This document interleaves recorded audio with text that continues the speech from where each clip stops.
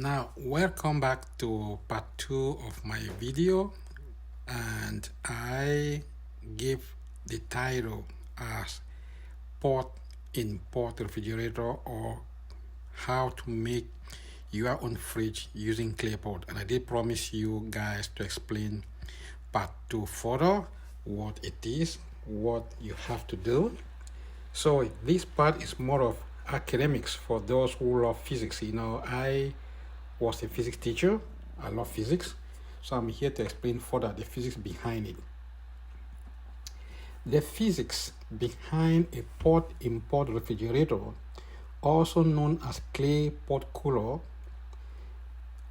is evaporative cooling, as we say.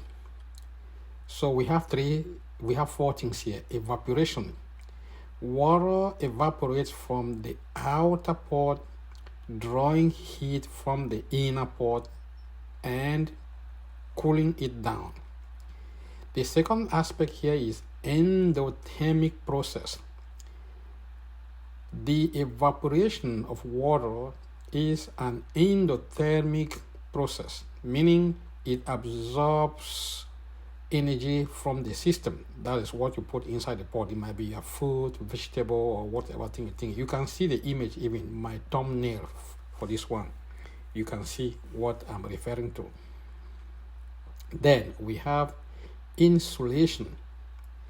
Materials placed between the pots as an insulator, and in this case we are to use sand. I recommend sand here, not water, because the other pot might float and touch the wall of the other one, whereas sand keeps it stable.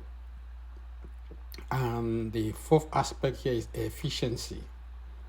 Evaporation is more efficient in dry environments with a light breeze. So you cannot put this pot in a tight environment, otherwise the mechanism will not be efficient. Just like a normal fridge, you do not put fridge too close to the wall because there must be that convection current in place.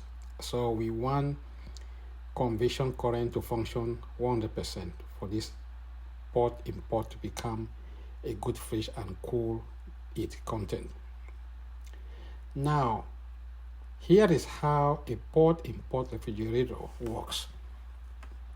Like I said in the other video, number one, fill a porous outer pot with wet sand. Number two, place a smaller waterproof inner pot inside the outer pot. And number three, fill the space between the pots with water until it is saturated. And number four, cover the top of the outer pot with an insulating material or wet cloth. I will say thick one. Thick one will do a good job. The inner pot can be glazed to prevent liquid from seeping in and getting food wet.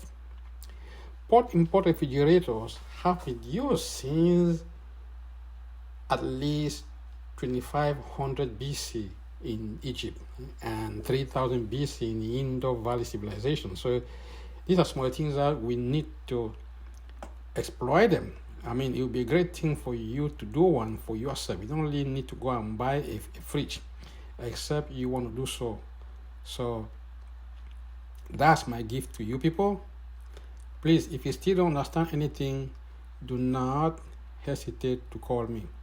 Feel free to call me and I will answer all your questions. Once more, thank you so much for listening to my channel.